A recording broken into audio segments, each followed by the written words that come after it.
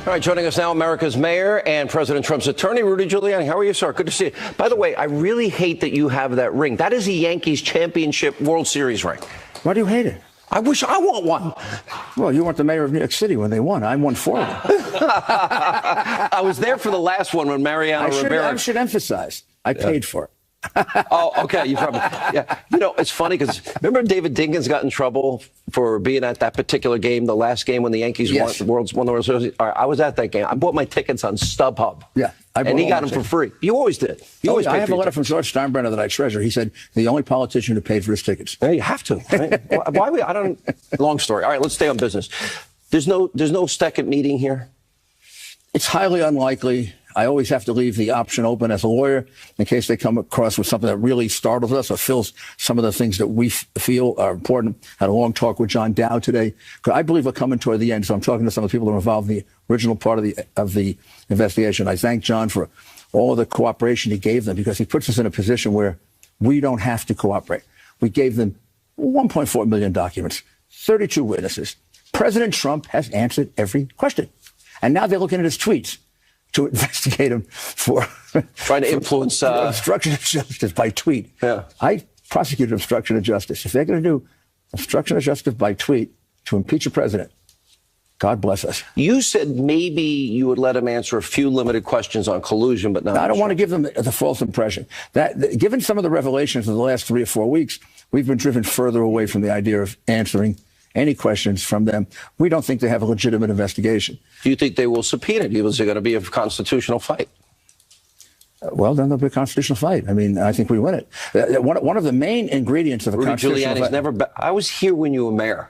You're not exactly shy when it comes to fighting. No, and we beat Clinton in the Supreme Court when I was mayor, and I won my own case in the Supreme Court when I argued it. And I have one of the best Supreme Court lawyers in the United States with me. You know him, Jay Sekulow. Yeah. 39 cases in the Supreme Court. He's won like 90% of his You cases. got it. How about unanimously? A lot of them. I know. But in any event, that's not to boast. It's to say we got the better part of the argument. You have presidential privilege that he can't be subpoenaed. You have the fact that even if he can be subpoenaed, that if he can come up with some narrow, you have to show particularized need. And as John Dowd's memo of 4 months ago shows, they have no particularized need. They have everything. Let's take an example. Mr. President, why'd you fire Comey? He's already explained it over and over and over again.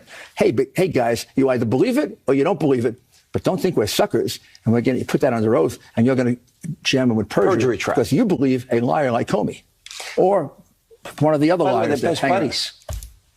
They are very good friends. And Robert Mueller was denied the day before he got the special counsel job. Comey is more discredited than anyone in this investigation. Let me ask he cannot be believed. So if you're telling me you're going to believe Comey's word against the president, then I know you're trying to trap him into perjury.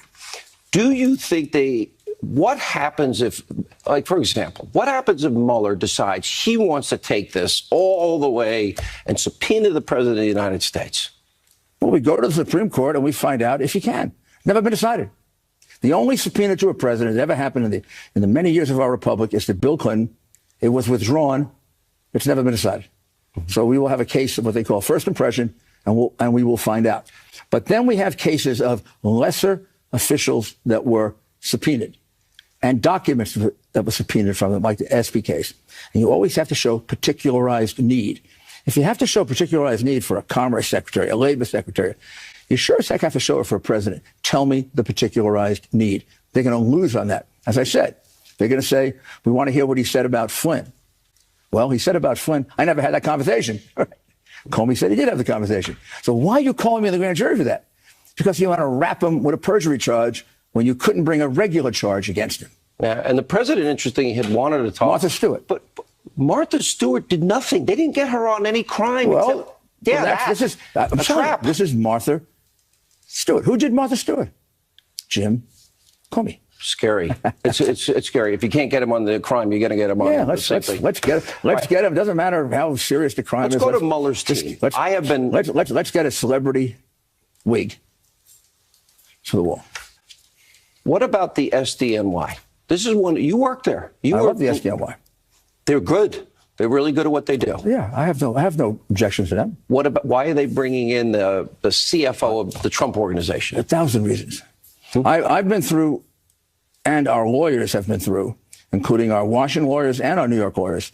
We have been through every one of the documents they've given us, and they've given us every document relating to President Trump. He is whistle clean in that investigation. That's why we quickly waived the privilege. And the minute Cohn leaked that first conversation between Cohen and the president, where he secretly recorded the president and lied to him and pretty much drove himself out of the bar. I mean, the legal bar. Right?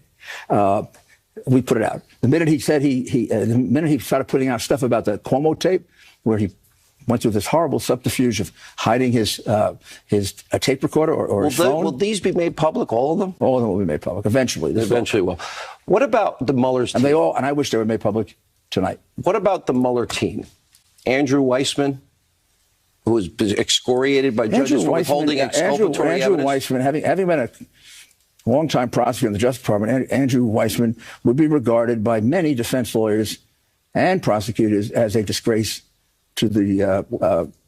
He has had cases reversed. He's been excoriated by judges. By the Supreme Court. He's done something. This might sound like a strange thing, but he's withheld exculpatory evidence. You know what that means?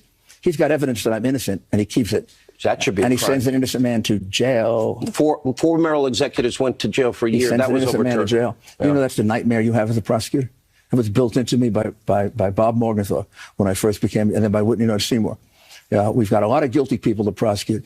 Damn it, you don't prosecute an innocent one. And when it's close to the line, give him the benefit of the doubt. Silvio Malo, who taught me this, he used to say to me, "Hey," Silvio was a New York guy. He said, "Hey, you know something? If you let them go, no big problem. They'll be back again." That's probably true. What about, how does Jeannie Ray, who worked for the Clinton Foundation, get on that team? How did the guy who gave $36,000 to the Democratic Party get on the team? How did the guy who was crying at Hillary's, because I'm going to give him the benefit of the doubt. He's so damn arrogant. He doesn't care about appearances. All of us have to be. Do you realize if a Republican did that, what the New York Times would have done? If I had been made special prosecutor for Hillary Clinton and I hired Ken Starr. Good luck. Mr. Mayor, good to see you. Good. I really do like the ring. I'm glad you had to pay for it, though. I did. That would have been a controversy and tonight. The 3 others. Yeah.